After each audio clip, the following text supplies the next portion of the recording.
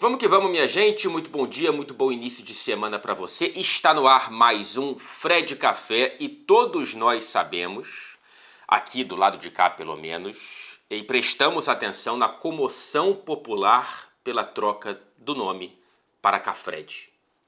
Eu e a Melita, a gente está analisando essa comoção popular, que talvez seja uma comoção de uma população de 3 ou 4 pessoas, entre elas dois grandes amigos meus que têm o pior senso de humor possível.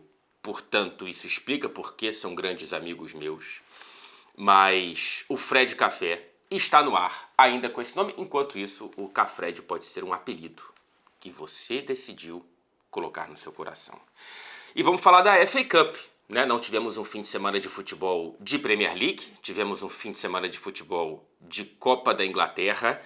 E não é que a gente tenha visto mais surpresas do que confirmações de favoritismo. Porém, tivemos toques da magia, de algo raro e especial que pertence a essa Copa da Inglaterra. Um frescor no ar, Assim como a Melita, parceira oficial do nosso Fred Café, parceira oficial aqui... Não, caramba... Um frescor tal qual a nossa querida Melita, parceira oficial do Fred Café, parceira oficial aqui do meu canal, do nosso canal e do Fred Café, que vai ao ar toda segunda-feira às 11 horas da manhã, horário de Brasília, ou pelo menos algo próximo disso. Me dá licença, por favor. Cara, assim como a Melita é especialista em café, a proposta desse canal e do Fred Café é conectar especialistas em futebol internacional, especialmente especialistas no futebol inglês, para que a gente troque aqui ideias sobre os melhores momentos, os destaques, os resumos do melhor do futebol inglês no fim de semana. E temos um cupom de desconto, é só você entrar no QR Code que está aqui em algum lugar da tela, para que você entre diretamente no site da Melita, www.melita.com.br. Esse QR Code te leva para o site e aí no fim das suas compras, você pode colocar o cupom de 10% de desconto FRED10. FRED10, 10% de desconto. E você ainda ganha frete grátis, não Fred grátis, hein? Atenção, não confundir. Frete grátis em compras acima de R$250. Melita, o café oficial do Fred Café. Melita desperta você para sentir mais o esporte. Vamos embora então para a FA Cup. Apenas 1/3 do Big Six está vivo para as oitavas de final. Senhoritas e senhoritos, não temos 4 dos 6. Só temos Manchester City e Manchester United. Isso é raro, tá? E pode configurar algo ainda mais raro, por isso esse ar de frescor.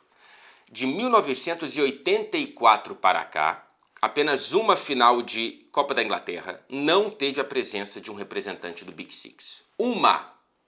Da década de 80 para cá, apenas uma, e foi em 2008 quando o Portsmouth bateu o Cardiff City por 1-0 com gol do Canu. Sim, aquele.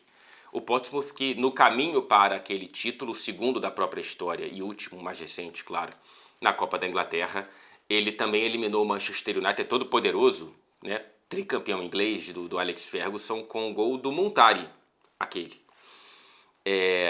Naquela edição, ninguém do Big Six, inclusive, chegou nas semifinais. Talvez aconteça isso, tá? Porque os dois sobreviventes do Big Six são equipes que passam por uma temporada muito frágil, Cada qual com a própria fragilidade, uma fragilidade, claro, muito maior do Manchester United, mas uma queda maior, talvez, de rendimento do Manchester City entre o que apresentava antes e o que tem apresentado agora. Como a temporada da dupla de Manchester é esquisitinha, podemos ver, talvez, o nascer de um novo líder dentro da Copa da Inglaterra. E falando em líder, vamos para Plymouth Argyle 1, Liverpool 0. O lanterna da Championship eliminando o líder da Premier League. O time de 5 vitórias em 30 jogos na segunda divisão, eliminando o time de uma derrota em 23 rodadas na primeira. Se aqui não está a grande magia desse fim de semana, você deve morar em Hogwarts para achar que isso aqui não é mágico, para achar que isso aqui não tem né? Isso aqui foi bonito de ver, cara. Foi bonito de ver a festa da torcida do Plymouth, estádio evidentemente lotado e a sensação de matar mais um gigante, né? É claro que é o principal gigante, mas é o segundo time de Premier League de maneira consecutiva que o Plymouth elimina na Copa da Inglaterra. Tinha eliminado o Brentford e agora elimina o todo-poderoso Liverpool. E eu sei que foi um Liverpool com mistura de time B e time C. Porém, independentemente da escalação, o líder da Premier League tem a obrigação, essa palavra eu não uso em vão, obrigação de eliminar o lanterna da segunda divisão. Não tem conversa, tá? Então quem entrou em campo com a camisa do Liverpool tem a obrigação de sair envergonhado pelo que fez. Especialmente os senhoritos Chiesa. Que partida ruim do Chiesa, cara. Luiz Dias, Diogo Jota, Harvey Elliott são os principais ali culpados dessa atuação muito, muito, muito insossa. O Liverpool só foi criar uma chance de gol no finalzinho. Né, um chute de fora da área, acho que do próprio Elliott, depois uma cabeçada do Darwin, muito bem defendida pelo goleiro do Plymouth. Esses caras aqui, a molecada não, mas esses caras aqui deveriam ter segurado o rojão e não seguraram, tá? Especialmente o Chiesa, eu esperava mais. Eu sei que depois da lesão nunca mais foi aquele jogador da Eurocopa, mas esse era um jogo para ele poder dar uma deitada e não o fez. A opção do Arne Slot, minha gente, eu acho que ela foi corretíssima, tá? Eu acho sinceramente que você deveria mesmo descansar o time, porque esses caras que entraram em campo deveriam ter futebol mais do que suficiente para eliminar o Lanterna de 5 vitórias na Championship, cara. Entendeu? Cara, o Plymouth não tinha praticamente nenhuma clean sheet na temporada. Deixa eu ver quantos gols, eu não vi quantos gols ele sofreu em 30 rodadas. 31? Não, 30. Pô, são 63 gols sofridos em 30 rodadas na segunda divisão e o Liverpool não conseguiu fazer um gol. O Chiesa não fez gol, o Jota não fez gol, o Luiz Dias não fez gol, o Darwin depois entrou e não fez gol. Então, cara, vamos lá, né? Não olhemos para o Slot, acho que ele foi corretíssimo. Olhemos para quem teve chance de fazer daquele pedaço de campo um latifúndio e, na verdade, se enterrou. Né? Quem deveria gerar dúvidas para grandes jogos, né? Esses caras aqui que deveriam estar... O Luiz Dias perdendo posição para o Gakpo. Tudo bem que ele está jogando no centro do ataque, mas com o retorno do Jota pode ser que ele perca a posição no time titular. Eu acho que quem deveria gerar dúvidas na cabeça do Slot devolveu certezas. Quem foi poupado se valorizou. Inclusive o empresário do senhor Mohamed Salah deve estar aumentando um pouco a pedida agora, porque ele viu como é que pode ser um Liverpool sem a capacidade de criação do egípcio. Então, cara, no fim das contas, é mais uma evidência de que a gente não tem que duvidar da capacidade do jogador reserva de provar por que ele é reserva, sacou? Para muito atleta, quanto menos minutos, melhor. Aquele cara que você vê no banco e quase nunca entrando ou no time titular e, portanto, esse vazio gera a dúvida, caramba, será que esse cara pode ajudar nessa posição que está um pouco ruim e tudo mais? O Liverpool não tem dado muito espaço para isso. Mas quando esse cara entra, você percebe por que ele é reserva, né? O mistério do e se é muito melhor para ele do que a comprovação do porquê a posição dele não é em pé correndo e sim sentada no banco. Então, para o Liverpool, no fim das contas, é o fim do sonho da quádrupla coroa. Tem gente querendo colocar na minha conta que eu sequei. Pelo amor de Deus. Pelo amor de Deus. Esse papo de quádrupla coroa estava em toda parte aqui na Inglaterra. Mais uma vez. E mais uma vez fica no meio do caminho. E também o fim da tríplice coroa ideal, né? Se tudo der certo daqui para frente na temporada do Liverpool, como vinha dando praticamente em todo o jogo até aqui, vai ser uma triplicinha. porque sabemos que a tríplice coroa conta com a maior Copa e não com a menor Copa. É tipo o clube que no Brasil acha que é campeão da tríplice coroa contando o estadual e não a Copa do Brasil ou a Libertadores, entendeu? É claro que depende de caso a caso, mas no caso do Liverpool, pelo tamanho do clube, não dá para contar como tríplice, mas isso é papo para depois, porque ainda tem muita coisa pelo caminho. A eliminação ela fica pequena perto do que pode vir pela frente. Não tem crise, evidentemente. Mas também é evidente que a eliminação bota mais pressão na necessidade de conquistar os principais títulos. A temporada do Liverpool já termina muito boa se terminar com o principal objetivo, que é a Premier League. A Liga dos Campeões seria, claro, lindo, mas não é algo que entra dentro de algo esperado, né? A gente espera agora, mas no início da temporada não esperávamos, né? Inclusive não esperávamos essa vantagem na liderança da Premier League, que pode ficar ainda maior com uma vitória nesse jogo enorme, que fica cada vez maior na quarta-feira contra o Everton, e vai ter vídeo depois desse jogo em Goodson Park. Vamos passar para a vitória do Aston Villa para cima do Tottenham, uma vitória esperada, né? Villa jogando em casa contra esse Tottenham, nada fora das condições normais de temperatura e pressão, e foi um resultado até tímido para o que foi o jogo, tá? A única chance clara dos Spurs que eu lembro foi a do Son no primeiro tempo, que poderia ter empatado e deveria ter empatado. Eu sei que foi uma boa defesa do Dibu, mas o Son não pode perder um gol. Nenhum jogador pode perder aquele gol, ainda mais alguém da qualidade e do quilate do Son. Enquanto isso, se os Spurs pouco criaram, o Aston Villa criou bastante e o Kinski teve que fazer várias defesas. Várias boas defesas, algumas defesaças, apesar dele ter falhado. É uma falha que dá para chamar de frango, tá?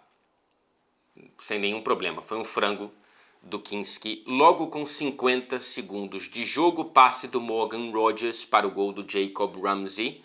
Numa cratera, não foi nem um buraco, tá? Uma cratera do lado direito da defesa do Tottenham, entre o Pedro Porro e o Kevin Danso, que acabou de chegar do Lens. Segundo jogo dele, acho que o primeiro como titular, não, segundo como titular. Foi titular contra o Liverpool também. O Morgan Rogers, que deu assistência para o primeiro, marcou o segundo e foi eleito com justiça o melhor jogador em campo. Grande temporada da cria da base do Manchester City. Grande temporada também do Jacob Ramsey, que tem sido a opção pelo lado esquerdo do ataque, que agora ganha a sombra de Marcus Rashford. A gente teve várias estreias nesse jogo, tá?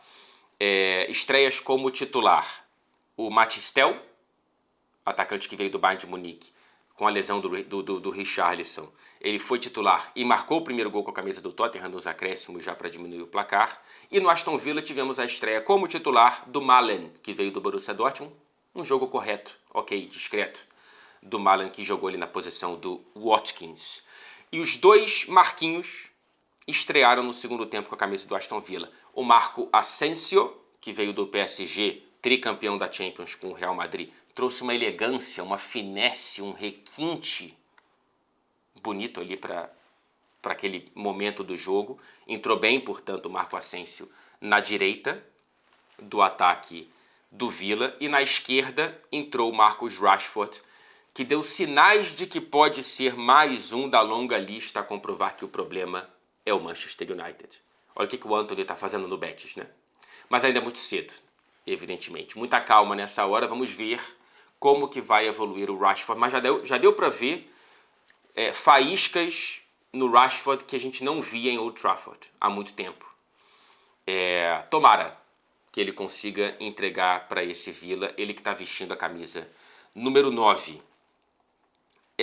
Para finalizar sobre esse jogo, um ponto sobre mais uma derrota do Tottenham e agora uma temporada que se sustentava na possibilidade de sair da fila de 17 anos sem títulos por meio das Copas. Em poucos dias, 2 de 3 caem, né? Eliminação na Copa da Liga com a goleada para o Liverpool e agora essa eliminação para o Aston Villa na FA Cup. Só temos a Europa League, que é, convenhamos, um título muito improvável para a improbabilidade já quase sine qua non, uma probabilidade quase já que faz parte do Tottenham. O Andy, ele tem uma resposta muito boa, assim, longa na entrevista coletiva, saindo em uma defesa bastante passional ali, ao grupo de jogadores e dos adolescentes mesmo, né? Eram 11 desfalques que o Tottenham tinha para esse jogo e vem sendo assim nos últimos 2 meses, vai. Eu entendo e concordo em vários pontos dessa resposta do antes, mas, cara, assim, primeiro, por que tantas lesões? O que está acontecendo para o Tottenham ter tantas lesões? E muitas delas reincidentes. E segundo, outros clubes têm convivido com um número razoável de lesões, não tantas e não por tanto tempo quanto o Tottenham, mas temos clubes como o Arsenal, o Brighton, o próprio Aston Villa, convivendo melhor com as lesões. O Villa teve que jogar depois da saída do Konsa com 2 volantes na zaga, nesse jogo, contra o Tottenham, o Camará e o Bogarde. Então, assim, existe sim uma justificativa, e eu entendo o que o Andy está falando, mas você precisa entregar algo maior do que... Qual é a colocação do Tottenham? Eu me perco entre Tottenham e Manchester United, são campanhas tão ruins. A 14ª colocação na Premier League. Então, eu entendo, Andy, mas eu não compreendo completamente. Primeira vez do Aston Villa nas oitavas da Copa da Inglaterra em 10 anos. Desde 2015, quando inclusive chegou na final. Próximo jogo, o Tottenham recebe o Manchester United na Premier League no fim de semana e o Aston Villa recebe o Ipswich Town. Vamos para Brighton 2, Chelsea 1. Depois de levar 7-0 do Forest, o Brighton volta a respirar, mesmo após conceder o 8º gol consecutivo. E esse aí não foi nem uma linha tênue entre falha e frango, foi um frangaço do Verbruggen, goleiro do Brighton, no começo do jogo. Um frangaço num cruzamento errado do Palmer que acaba entrando por conta do goleiro. Praticamente um gol contra, né? Praticamente um gol contra do arqueiro do Brighton. Mas aí o Brighton consegue a virada com gols. Mais uma grande atuação do Rutter no ataque do Brighton e o Mitoma conseguindo fazer mais um gol, o 6º dele, se eu não me engano, nessa temporada. O gol do Mitoma teve uma certa polêmica, né, um pouco controverso, porque tivemos reclamações de 2 toques na mão. Primeiro no Lamptey, esse de fato vai na mão. Eu tenho minhas dúvidas se o VAR chamaria, não tem VAR, né? Lembremos, nessa rodada da Copa da Inglaterra só entra nas oitavas por uma questão de isonomia, de tentar colocar o mesmo nível de disputa em todos os jogos, não tem como ter VAR em estádios da 2ª e da 3ª divisão. Enfim, teve toque de mão do Lamptey, mas como foi muito rápida, né, foi meio que a bola dando uma rebatida, assim, eu não sei se marcaria. A do Mitoma é no ombro, né? Quase braço, mas é ombro. Enfim, tivemos essa controvérsia, mas é muito pouco para o Chelsea reclamar em mais uma atuação fraca. Tem uma expressão que eu gosto muito que os ingleses usam aqui para definir uma atuação quando você pouco agride o adversário, que é uma atuação banguela. É uma mordida sem dente. Toothless, em inglês. E a temporada do Chelsea segue nessa espiral negativa que entrou ali em meados de dezembro, né? Já tem um tempo considerável, já estamos quase com 2 meses dessa espiral negativa. É a 4ª derrota de lá para cá, o mesmo número que nos primeiros meses de temporada. E mais do que as derrotas, são atuações frágeis, né? Um Chelsea que não consegue abocanhar, um Chelsea que não consegue morder.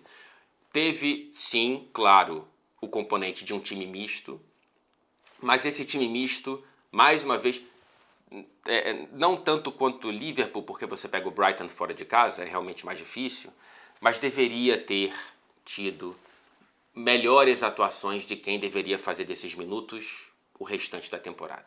O Nkunku, que tanta gente, eu incluso, queria ver mais minutos dele ali em campo, cada vez mais prova que ele não é um 9, né? Ele sai com 0 chute a gol. Teve um lance em que ele sai cara a cara. Se você tem um instinto assassino ali, você tem que finalizar e ele passa para o Palmer. Então, gostem ou não do Jackson, a ausência do Jackson valoriza a presença do Jackson. O Sancho, mais uma vez, nada também. Tecnicamente, teremos uma assistência. porque ele passou a bola para o Palmer no frango do Verbruggen, mas não dá, né? Como a Maria da Conceição Tavares falaria, isso é coisa de tecnocrata. É quando a tecnicidade vira tecnocracia, né? Então, depois vão contar assistência para o Sancho, mas é aquele tipo de assistência que só vale na súmula e não para quem viu o jogo. Então, mais uma atuação ruim do Jadon Sancho, provando que nem sempre a culpa é do Manchester United, tá? Quando o Sancho começou a conseguir boas atuações pelo Chelsea, veio aquele discurso. Por isso que é bom ter paciência com Antony e Rashford. E é incrível ver a comoção correta por reforços no mercado, especialmente para centroavância, depois de 2 bilhões gastos. Cara, assim, eu não consigo entender. O Chelsea, mais uma vez, vendo essa comoção de parte da torcida nas redes sociais, a estratégia de investir na juventude, ela sempre assumiu contar com uma paciência, né? Respeitar o processo. Porque é muita molecada. Ou você acha que vai estar nos pés do Kendry Paz e do Estevão a responsabilidade de dar mais objetividade, mais profundidade para o ataque do Chelsea? Não pode estar, né, na próxima temporada. Então, eu sinto que essa paciência ela foi compreendida a princípio, a priori, mas depois de um grande início de temporada, a frustração com a queda desmancha essa paciência. Então o Chelsea, que dentro do plano para a temporada está dentro dele, né, está brigando por G4, está na 4ª colocação, está se ajudando na Conference League, de repente abrir uma 5ª vaga para a Premier League, para a Liga dos Campeões, que eu me refiro, evidentemente, vive uma mini crise ali. Né? Já tem gente pedindo a saída do Maresca, não concordando com ele, eu acho um tremendo exagero. Então, o principal para o Chelsea é buscar a vaga na Champions, isso tem que rolar, né? Tem que estar entre os 4 primeiros colocados, acredito isso que deveria estar dentro das obrigações do Chelsea. E uma compreensão do elenco, né? Entender com quem você conta como plano A, ou plano B, ou plano C para a próxima temporada. Os mais maldosos vão perguntar quantos jogadores do Brighton o Chelsea vai comprar dessa vez. Ou treinador, ou comissão técnica, depois de fazer a limpa no Brighton várias vezes. Né? Inclusive, teremos um rematch dessa partida já nessa sexta-feira, segundo confronto seguido agora, claro, pela Premier League, no mesmo estádio, no Amex Stadium. Sexta-feira na Premier League, reencontro marcado. Vamos fechar com a vitória do Manchester City para cima do Leyton Orient. De virada, seria a maior surpresa, a maior magia, o maior frescor dessa Copa da Inglaterra, dessa rodada da FA Cup. Houve um mundo em que um time da 3ª divisão eliminava o poderoso Manchester City, senhoras e senhores.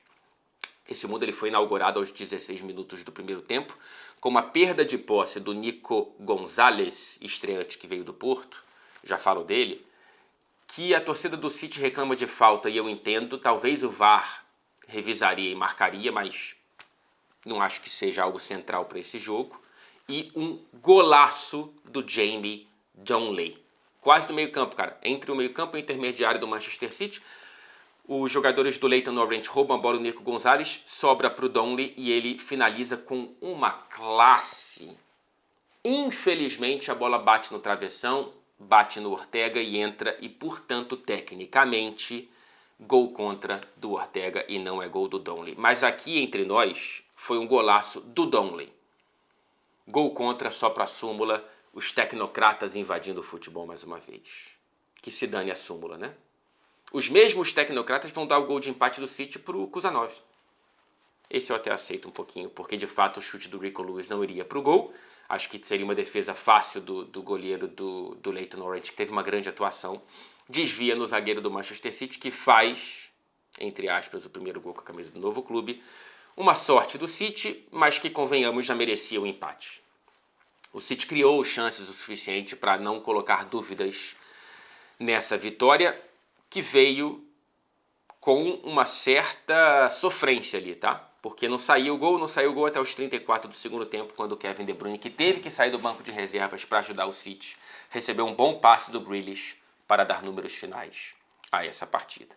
Foi uma vitória obrigatória, né? Mais uma vez essa palavra aqui, que eu acho que se encaixa perfeitamente. Mas é uma vitória obrigatória que traz muito pouca confiança. Assim. O City deu uma sofrida no começo e no fim do jogo, defensivamente. E ofensivamente criou, mas também não foi um mar de oportunidades que você espera quando você enfrenta um time da terceira divisão, mesmo com o próprio time reserva. Assim. Não dá. Então, traz poucas notícias positivas, sinceramente. 2 estreias, já falei do Nico Gonzalez. E aí tem um ponto grave. Vamos ver se ele, que saiu machucado com um problema nas costas, na lombar ali aos 22 minutos, a estreia dele durou muito pouco tempo, perde a bola para o gol sofrido e depois sai machucado. Vamos ver, porque está nele uma esperança de estabilidade possível contra o Real Madrid. E tivemos a estreia do Vitor Reis, o brasileiro que veio do Palmeiras. Uma atuação ok ali, né? Naturalmente inseguro. Teve um lance do primeiro tempo em que ele perde a bola na velocidade para o atacante do Leyton Orient, obriga uma boa defesa do Ortega. Naturalmente inseguro. Sai no intervalo, teve 45 minutos ali o Vitor Reis. Agora o Manchester City está da terceira divisão para o Real Madrid. Eu acho, sinceramente, que o Real Madrid é bastante favorito, tá? Comentando rapidamente aqui sobre esse jogo. Eu sei que o Real Madrid não tem zagueiro, a não ser um moleque da base, o Asensio ali para aquela posição. Mas eu vejo poucas probabilidades do Manchester City se dar bem, porque, beleza, o Real Madrid não tem zagueiro, portanto está se defendendo com o que tem e mal, mas o City também está defendendo mal, pelo menos vai ter o retorno aí do Rúben Dias, talvez a zaga seja Rúben Dias e Stones, o que dá um frescor para essa temporada que não consegue escalar os dois ao mesmo tempo, mas a diferença é que o City ataca pior. O Real Madrid tem mais capacidade de agredir a má defesa do Manchester City do que o contrário. O desenho do jogo para mim está muito claro. Real Madrid retrancado, saindo em transição, saindo em contra-ataque, o que é um pesadelo para o Manchester City. Ainda mais nessa temporada, então eu acho o Real Madrid favorito, inclusive para esse primeiro jogo aqui no Etihad Stadium. Você consegue imaginar essa defesa do Manchester City segurando Vinícius, Mbappé, Bellingham, Rodrigo, se for titular, não sei. Está jogando muito o Rodrigo, né? Inclusive tem sido o maior nome do Real Madrid nesses jogos recentes aí. Então, para mim, a quase certeza é um confronto de muitos gols, como tem sido, né? Acho que a média das últimas 3 temporadas é de mais de 3 gols por jogo, e essa pode ser ainda maior. Estarei nessa partida e estaremos juntos, portanto, o próximo encontro já está marcado, depois de Manchester City e Real Madrid. Até lá.